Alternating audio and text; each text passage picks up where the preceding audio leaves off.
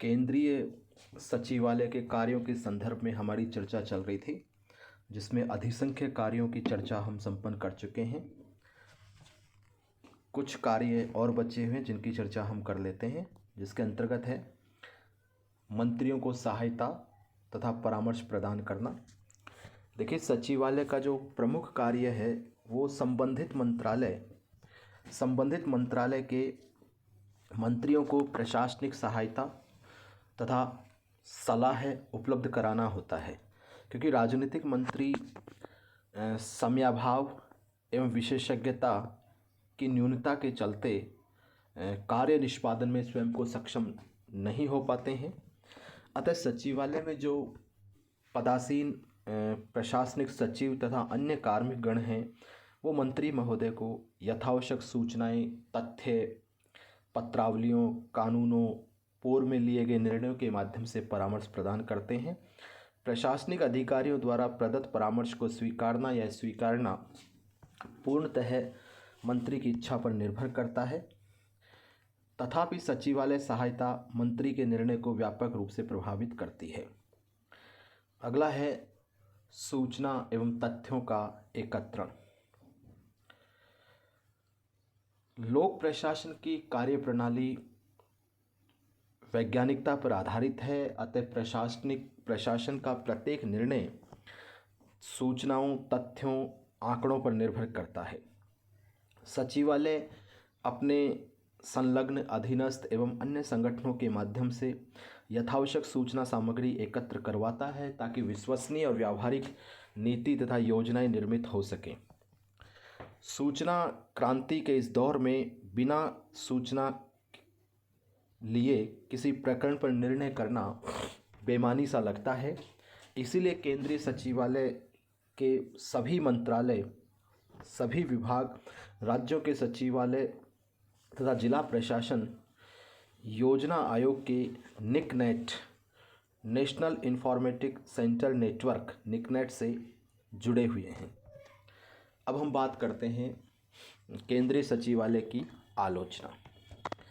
चूँकि भारतीय प्रशासनिक व्यवस्था में केंद्रीय सचिवालय की महती भूमिका है, जो केंद्रीय सरकार के समस्त दायित्वों का सफलतापूर्वक निष्पादन करती है।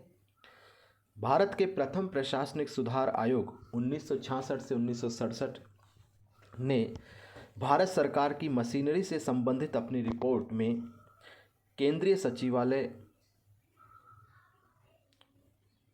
को अनावश्यक कार्यों के बोझ से लदा हुआ, कार्मिकों की अधिसंख्या तथा शिथिल कार्यप्रणाली से युक्त संगठन इंगित किया है। और सामान्यतः केंद्रीय सचिवालय की जो आलोचना की जाती है, जिसके पीछे आलोचना के रूप में ये तर्क प्रस्तुत किए जाते हैं। जैसे प्रथम है, केंद्रीय सचिवालय जो कि ब्रिटिश विरासत की प्रतीक संरचना है, जो अनावश्यक रूप से राज्यों को नियंत्रित निर्देशित करती है। दूसरा, भारतीय नौकरशाही की जो समस्त विसंगतियां हैं वो इसी निकाय से प्रारंभ होती हैं और संपूर्ण प्रशासनिक तंत्र को व्याधिग्रस्त या बीमार करती है। अगला है, सामाजिक, आर्थिक, राजनीतिक समस्याओं को सुलझाने हेतु नित्य नवीन संगठनों का निर्माण और कार्मिकों की भर्ती अत्यधिक खर्चीली होती है। अगला है, केंद्रीय सचिवालय में कामचोरी, अकर्मण्यता, कठोर नियमों से परिपूर्ण लाल फीताशाही, आलस्य, उत्तरदायित्व से मुक्ति, नेतृत्व क्षमता का अभाव तथा भ्रष्टाचार संबंधी समस्याएं यथावत हैं।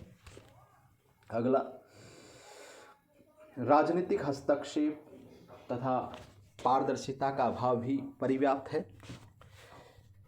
अगला, केंद्रीय सचिवालय के अधिकारी चूँकि ग्रामीण, झुग्गी बस्तियों, आदिवासी क्षेत्रों के वातावरण से लगभग अनभिज्ञ होते हैं और इन क्षेत्रों की विकास नीति जो है वो केंद्रीय सचिवालय ही निर्धारित करता है।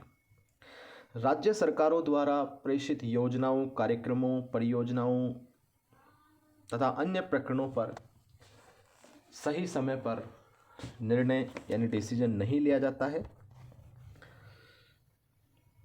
केंद्रीय सचिवालय की कार्यप्रणाली और भूमिका में परिवर्तन लाने के लिए प्रथम प्रशासनिक सुधार आयोग ने ये सुझाव दिया था कि सचिवालय को चाहिए कि वह राज्यों को नेतृत्व दे, सूचना, आंकड़े तथा वस्तु स्थिति की जानकारी के लिए रिसर्च करे, राष्ट्रीय योजनाओं, कार्यक्रमों के निर्माण क्रियान्वयन में रुचि परक बने, कार्यक्रमों के प्रबोधन मूल्यांकन को प्राथमिकता दे, सांगठनिक प्रक्रियाओं में सुधार करे, विभिन्न राज्यों के साथ बैठक करे तथा विचार विनिमय के लिए साझा मंच उपलब्ध करवाए ताकि भारत में लोक कल्याणकारी राज्य के लक्ष्यों की प्राप्ति हो सके।